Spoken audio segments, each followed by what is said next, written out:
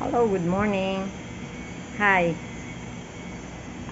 Ginawa ko itong video na to just to inform everyone na yung mga lumalabas sa Facebook na kung ano-anong gamot katulad nung pampatunaw ng gallstone. Peke pala yun. Naloko ako kasi meron akong gallstone maliit 3 piraso daw ayon sa ultrasound.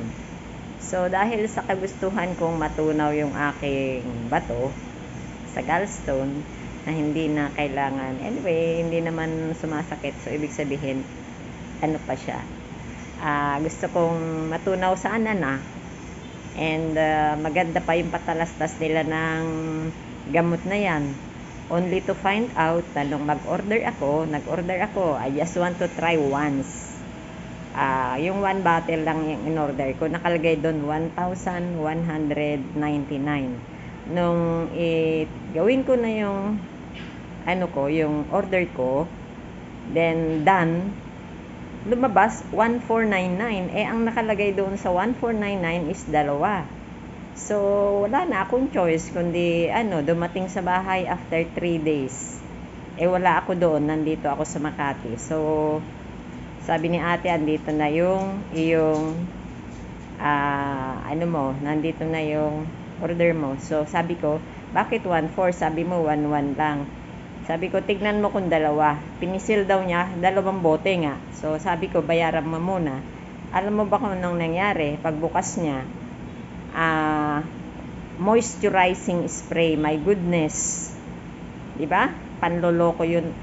Pangalawa ko na, hindi pa ako nadala. So sana mag-ingat kayo. Never na ako mag-order sa online ng mga gamot-gamot na yan.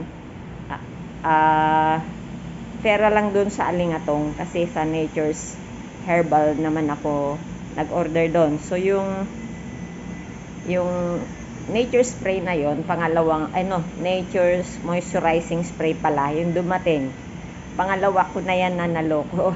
Minsan nag-order ako ng CCTV. Ang dumating, yung laruan ba na Santa Claus na hinihipan na plastic. Grabe. Imagine yung mga panloloko na yan, yung mga gallstone, yung mga liver, ganyan na promote, na ina-add nila sa Facebook. Hindi po yan totoo. Huwag kayong maniwala. Ba't pinapayagan ng Facebook na mag-add ng mga peking ganyan? Sana i-block nyo na or kasuhan nyo, please. Calling Facebook.